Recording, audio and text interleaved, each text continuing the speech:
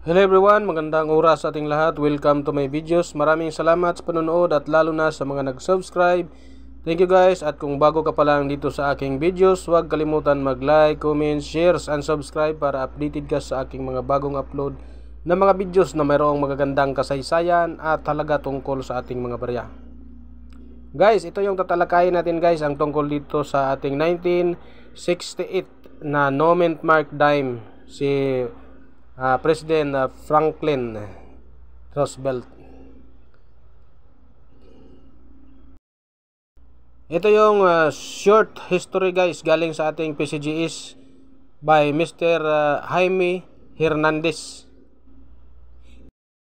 So reviewin lang natin guys ang tungkol dito guys, sa mga sinasabi ni Mr. Hernandez guys sa PCGS record. Dahil guys, nabinta ito ng 2 milyon sa auction. So ngayon guys, titingnan natin kung ano mga sinasabi dito ni Mr. Hernandez guys sa kanyang salaysay. At ito yung guys, this is the first proof coin that was accidentally struck by the United States Mint without containing the S mint mark. There are only a few dozen examples known in all grades combined, making it an extremely scarce coin. Because of the small amount of coins in existence, it is very likely that the S mint caught these mistakes very early in the production process. There are no mint records providing any details for these coins, which makes them a complete mystery. Several years later, the mint also produced 1975 Noise dime, which are even scarce than the 1968 Noise dime. There's only two 1975 Noise dime known. The other proof coins that are missing the S mint mark include 1970 Noise mint mark, 1971 Noise nickels, the unique 1976 Noise, and the very popular 1990s Noise Lincoln cent. The 1968 Noise dime does not seem to come up for sale. Often, the auction prices realized indicate that the coin is usually offered at the auction only a few times a year. This means that anyone who is interested in purchasing this coin will have to complete for the few coins that do appear at the auction every year. There is unquestionably a lot of the demand for this coin. Perhaps this is why the coin has performed very well throughout the year. These coins displaying a cameo designation are extremely scarce. Coins displaying a deep cameo designation are not known, and if someone does find one, it is highly recommended that it is be certified by PCGS, as the world probably be one of these best examples in existence for this very popular coin. This coin has it all: scarcity, popularity, mystery, demand, and not to mention, it has performed very well throughout the years. This is definitely a special coin that deserves to be in any great collection.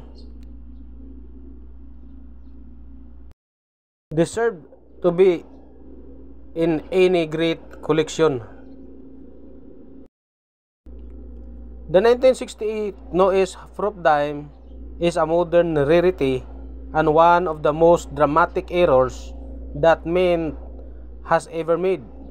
The error in this case is that the mint left the mint mark of the die when it was prepared in the Philadelphia before shipment to San Francisco.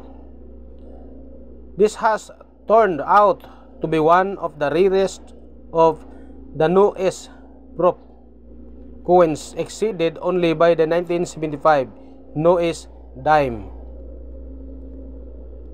and which only to our known since its interception in 1986. PCGS has certified only 18 1968 Noes proof dimes, 12 of which are brilliant proofs and 6 of which are cameo proofs as of July 2011.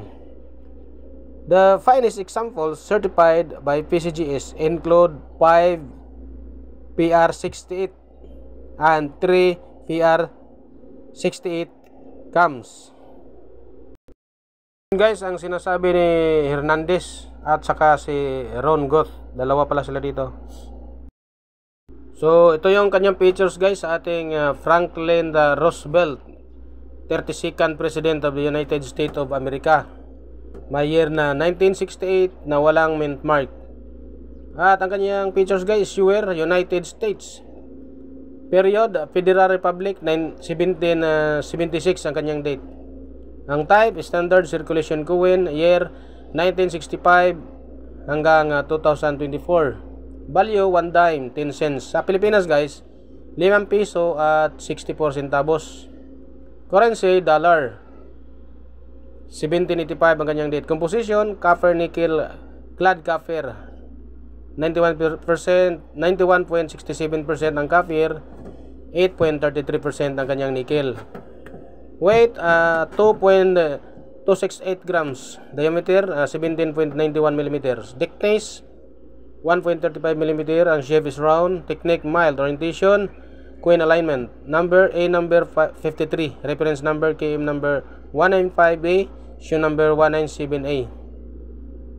At ito ang kanyang obverse guys. Ang mukha ni Franklin.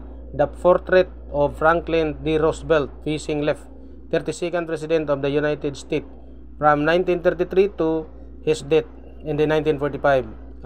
Accompanied by the motto, "In God we trust," and surrounded with the lettering Liberty. Script, Latin lettering Liberty, "In God we trust," 1968 Nomen mark GS.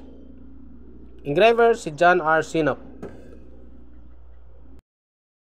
At ito naman kanyang reverse guys.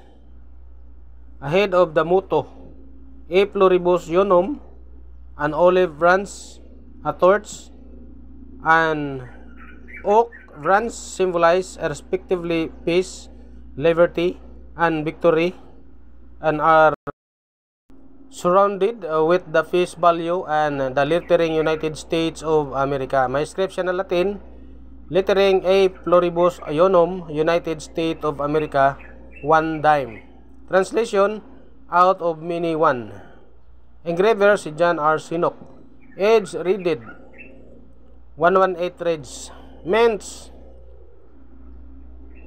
United States Mint, Denver, 1906.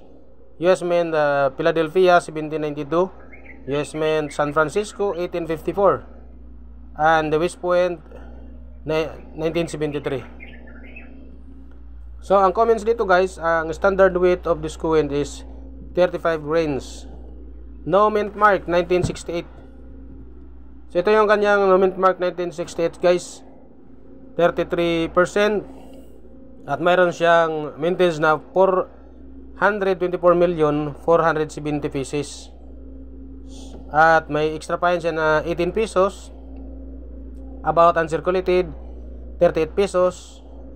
Uncirculated, 40 pesos. So guys, yun guys, ang nakuha natin na impormasyon doon sa ating source of information sa innomista.com. Ngayon guys, ang sa atin naman ang record nito sa ating heritage auction, mayroon siyang record noong July 1, 2028. May grado siya na PR 67 galing sa PCGS Grading Company. At nabinta ito guys ng $40,250 US. So napakalaki guys. So sa atin guys, Yung value sa atin ngayon ng $1 is umabot ng 56.39 pesos. So ang total guys sa ating baryang ito guys ay umabot ng 2,269,697.50 centavos. Napakalaki guys, 2 million ang halaga nito. Kaya kung mayroon kayong mga ganitong mga coins guys, tingnan nyo mabuti ang kanya mga background. Baka isa na yan sa napaka-rare na mga coins na hinahawakan ninyo guys. So katulad ito guys, 1968 walang mint mark ay nabinta pala ito sa ating heritage auction noong July 1, 2008 ng 2,269,697 pesos. So napakalaki guys. So yun guys ang mga nakuha natin ng mga impormasyon tungkol sa ating Roosevelt dime. God bless sa ating lahat.